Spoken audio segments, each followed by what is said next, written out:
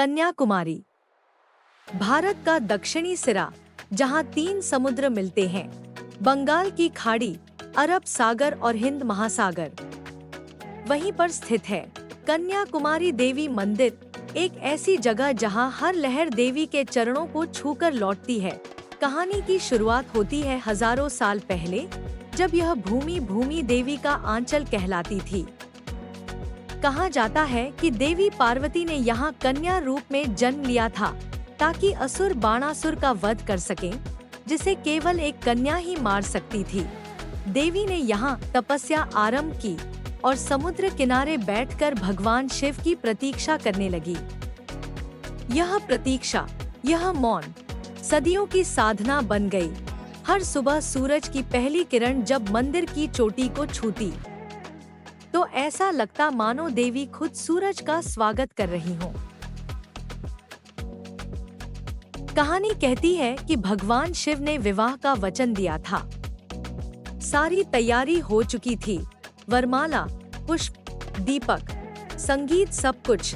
लेकिन ब्रह्मांड को इस विवाह का परिणाम मालूम था। अगर यह विवाह हुआ तो बाणासुर अमर हो जाता। इसलिए एक चाल चली गई। विवाह की सुबह जब शिव दक्षिण की ओर चल पड़े, तो नारद मुनि ने मुर्गे की बांग समय से पहले दिला दी। शिव को लगा कि मुहूर्त बीत गया और वे कैलाश लौट गए। देवी प्रतीक्षा करती रहीं, लेकिन वर नहीं आया। उनका हृदय टूटा और जो अन्न व पुष्प विवाह के लिए तैयार थे, वही बाद में रेत और पत्थर बन गए। इसलिए आज भी कन्याकुमारी के तट पर मिलने वाली रंग बिरंगी रेत को देवी के अधूरे विवाह की निशानी कहा जाता है। कन्याकुमारी मंदिर का सबसे अनोखा चमत्कार उसकी सोने की नथनी, नोज रिंग है, जिसमें जड़ा है एक बड़ा हीरा, इतना चमकीला कि सदियों पहले जब बिजली और लाइट हाउस नहीं थे, तब वह रात में कई किलोमीटर दूर तक चमकता था। पुराने नाविक कहते थे, समुद्र के अंधकार में हमें दिशा दिखाने वाली एक ज्योति जलती है, वो कोई दीपक नहीं, देवी की नथ है। लेकिन यही रोशनी कई बार विनाश का कारण बनी। कई जहाज उस चमक को लाइट हाउस समझ बैठे और सीधे चट्टानों से टकरा गए। तब मंदिर के पुजारियों ने देवी से विनती की, माँ, आपकी ज्योति अनंत है, पर मनुष्य उसकी सीमा नहीं जान पाता। और तभी से मंदिर का समुद्र की ओर खुलने वाला द्वार बंद कर दिया गया, ताकि वह ज्योति केवल भक्तों के हृदय तक पहुँचे, जहाजों के रास्ते नहीं।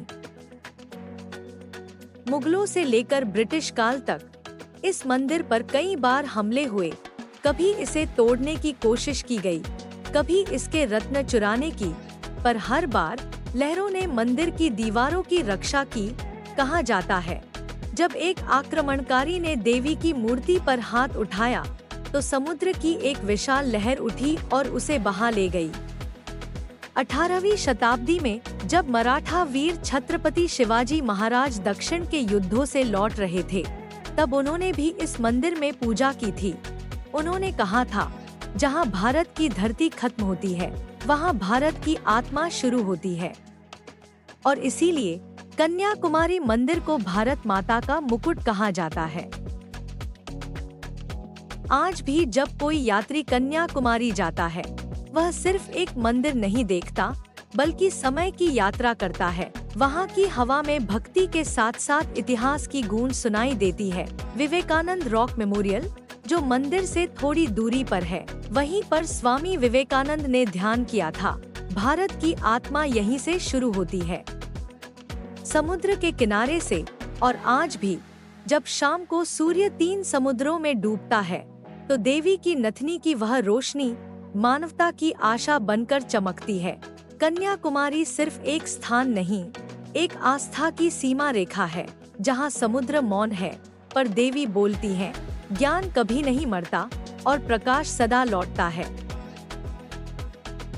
आप सुन रहे थे कन्याकुमारी समुद्र के कोने में एक देवी का तपस्या, एक ऐसी कहानी जहां लहरों ने इतिहास लिखा और देवी ने भविष्य रोशन किया। अगली कहानी में हम चलेंगे हम्पी और विजयनगर, जब दुनिया का सबसे अमीर शहर मिट्टी बन गया। बने रहिए भारत की अनकही कहानियां के साथ।